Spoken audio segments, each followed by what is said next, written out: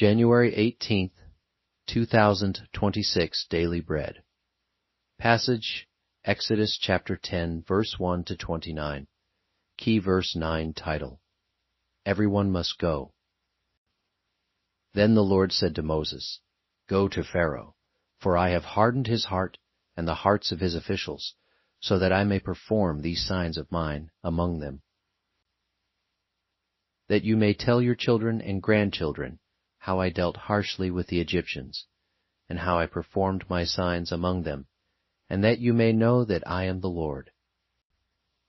So Moses and Aaron went to Pharaoh and said to him, This is what the Lord, the God of the Hebrews, says, How long will you refuse to humble yourself before me? Let my people go, so that they may worship me. If you refuse to let them go, I will bring locusts into your country tomorrow. They will cover the face of the ground so that it cannot be seen. They will devour what little you have left after the hail, including every tree that is growing in your fields. They will fill your houses and those of all your officials, and all the Egyptians, something neither your parents nor your ancestors have ever seen from the day they settled in this land till now.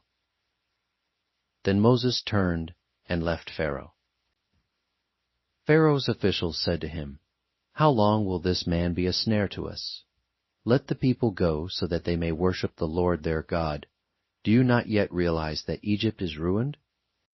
Then Moses and Aaron were brought back to Pharaoh. Go, worship the Lord your God, he said. But tell me who will be going.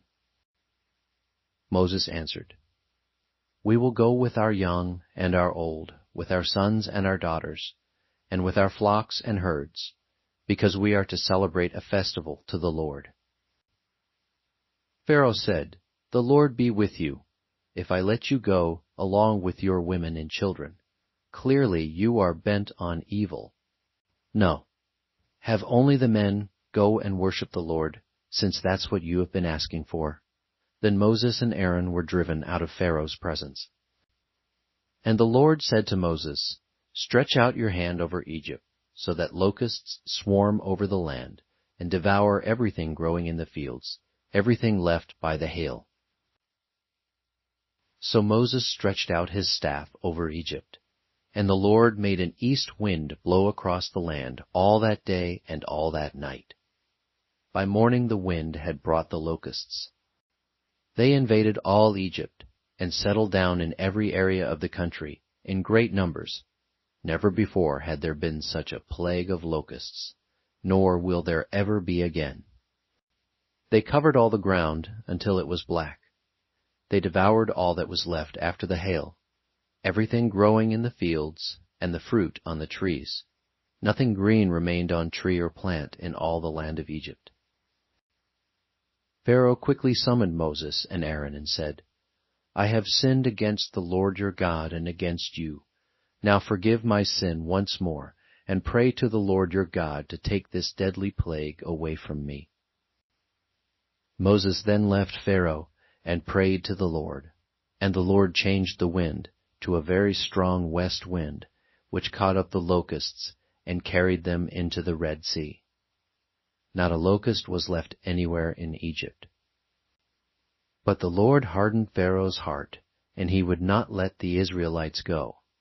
Then the Lord said to Moses, Stretch out your hand toward the sky, so that darkness spreads over Egypt, darkness that can be felt.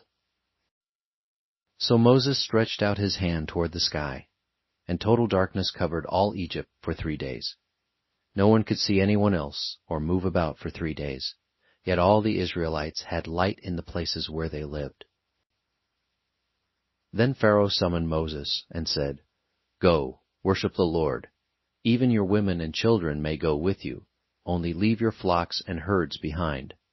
But Moses said, You must allow us to have sacrifices and burnt offerings to present to the Lord our God.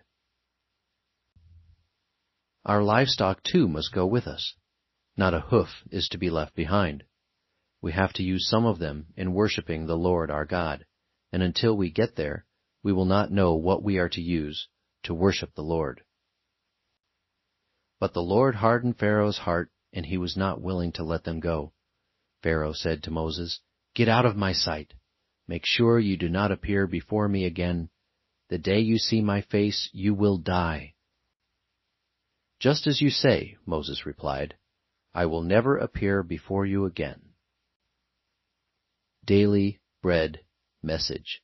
Moses and Aaron warned Pharaoh that the Lord was sending another plague worse than anything yet seen.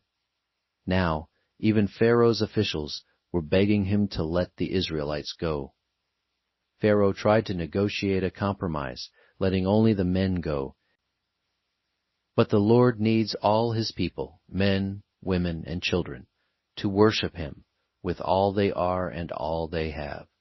The plague of locusts came and destroyed the remainder of Egypt's crops. Once again, Pharaoh seemed to relent, and once again he changed his mind after the plague stopped. Then, without any announcement, the Lord sent a ninth plague that was utterly terrifying, a plague of total darkness on Egypt. Pharaoh summoned Moses and tried to negotiate again, saying that women and children could go, but the flocks and herds must remain. But Pharaoh had to know that all Israel's possessions belonged to the Lord as well. Pharaoh refused, for what would be the last time? Worship is an acknowledgement that all we are and all we have is the Lord's. It can seem frightening to give ourselves fully to the Lord, but when we do, we experience true freedom and joy, and our worship is a celebration. Prayer. Father, help me worship you with all my heart, giving you my very self. One word, worship God with everything.